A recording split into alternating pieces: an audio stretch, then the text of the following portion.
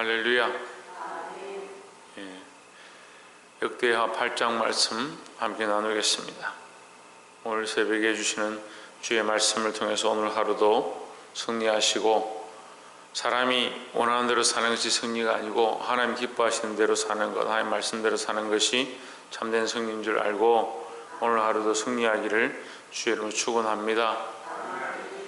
8장 1절 말씀에 솔로몬이 여호와의 전과 자기의 궁궐을 20년 동안에 건축하기를 마치고 있습니다.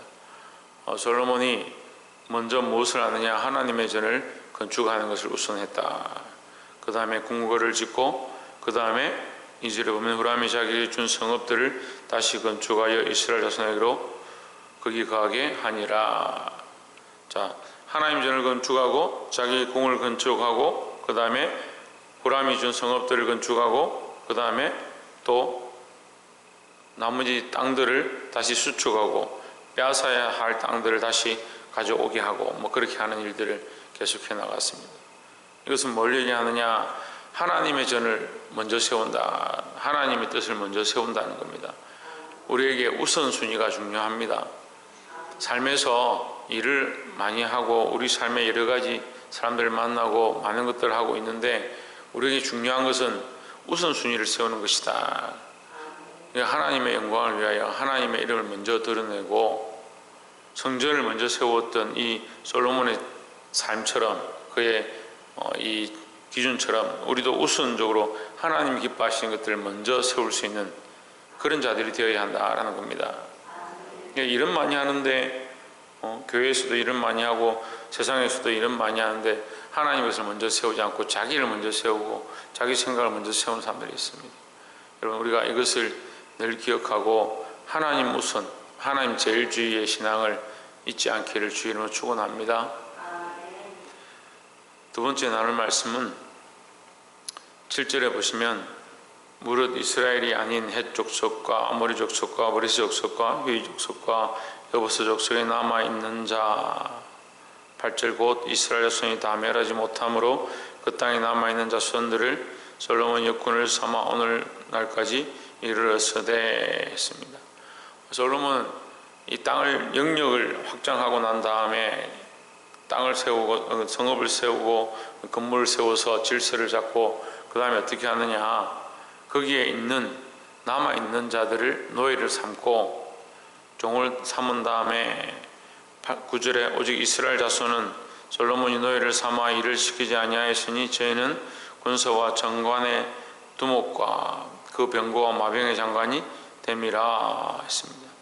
무슨 말이냐면, 거기 남아있는 이방인들은 종을 삼고, 거기 남아있는 족속, 가나안 족속들이죠. 헷 족속, 아모리 족속, 브리스 족속, 이 가나안 족속들은 종을 삼고 이스라엘 백성은 종을 삼지 않고 그들을 다스리는 자가 되게 했다. 이것은 율법적인 하나님께서 주신 이 질서에 대한 말씀입니다. 주의 종들, 그 하나님의 백성들은 종을 삼지 아니하고 거기 남아있는 족속들은 종을 삼았다. 그러니까 이 지금 남아있는 자들을 다 모아서 처형시키고 죽일 수도 없는 거고, 지금 함께 산 지가 오래됐으니까 쫓아낼 수도 없는 것이고, 하지만 종을 삼을 수 있는 거죠. 노예를 삼고. 그런데 이스라엘 백성은 가난하거나 없어서 땅을 나눠줬지만 땅을 도로 빼앗기고 팔고 나중에 노예가 된 사람들이 있습니다. 근데 이스라엘 백성, 하나님의 백성들은 노예를 삼지 마라. 그 다음에 7년마다 한 번씩 그들의 땅을 돌려줘라. 그래서 희년이 있는 거죠. 땅을 돌려주도록 이렇게 되어 있습니다. 그래서 그들을 종을 삼지 말라고 했던 그 하나님의 말씀을 따라서 이 솔로몬이 그렇게 행했던 것입니다. 우리가 이렇게 하기가 힘든 거죠. 실제로 가지고 있는 돈이나 이런 것들을 누구에게 빌려주고 그것에 대해서 하나님의 말씀대로 무슨 질서를 따라서 이렇게 행하라, 이렇게 하면 그게 어려운 거예요. 다시 말하면 실제적인 삶에 내게 주어진 일들을, 내게 주어진 재물들을 하나님 말씀대로 하는 게 힘든 거예요.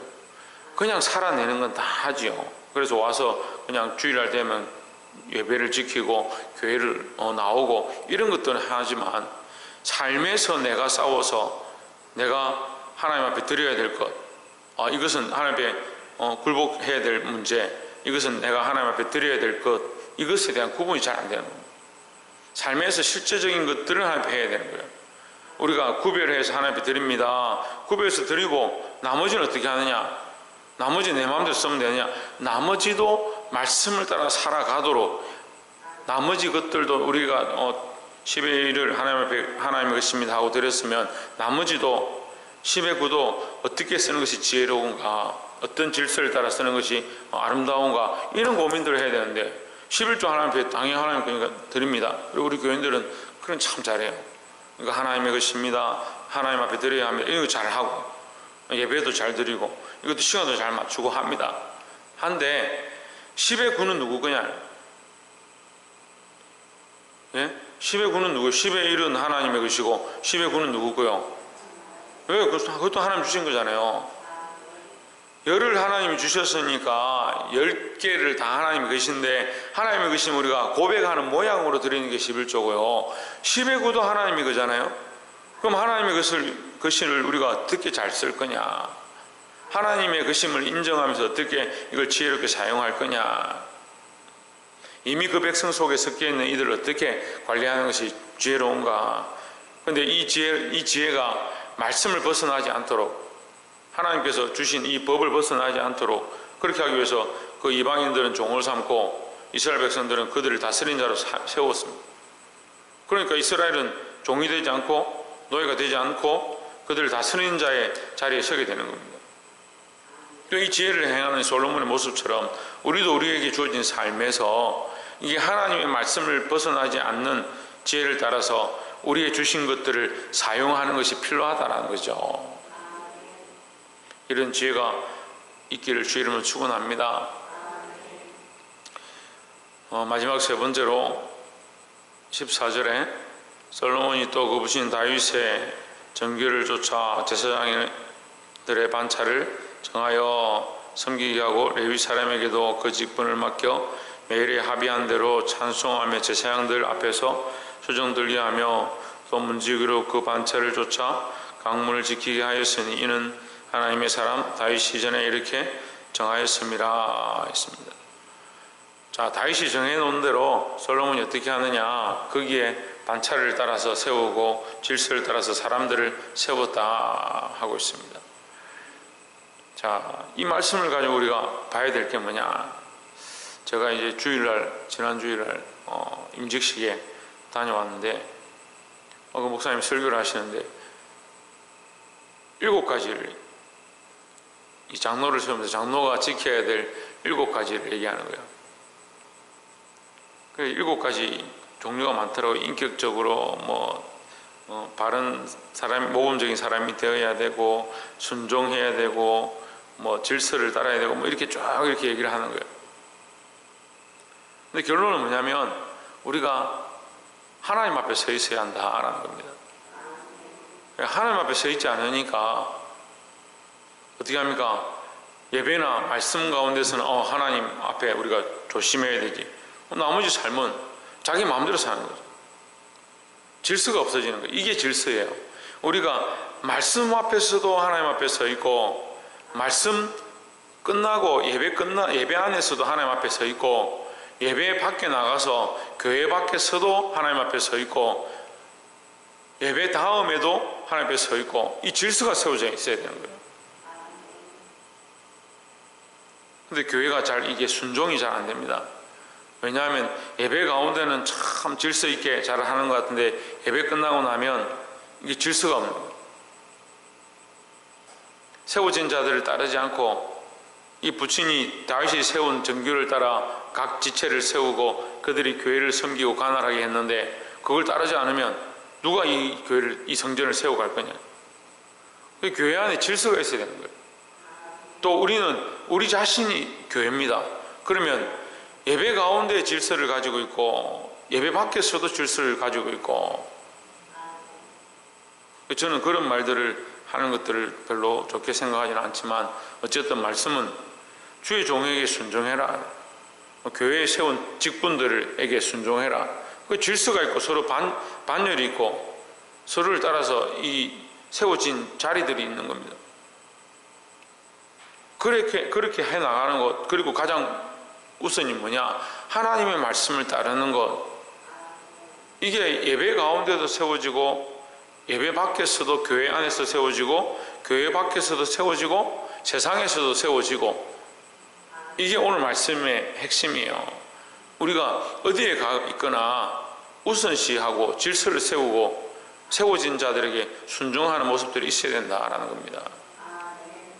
그래서 제가 이 아이들을 가르쳐 보니까 은혜를 받고 성령 충만함이 있고 기도하고 이렇게 하면, 교회 온 지 얼마 안 되는 아이들도 막 말씀을 듣고 은혜를 받고 나니까 목사님 말씀대로 살려고 그렇게 하고, 목사님 얼마나 섬기고 순종하고, 심지어는 밖에 나가서도 길에서 만났는데도 목사님한테 막 이렇게 하면, 장로님들한테 권사님들한테 막 이렇게 잘하려고 그렇게 하는데, 이게 은혜가 떨어지고 믿음이 떨어지고 나니까 이 질서가 없어져 버립니다.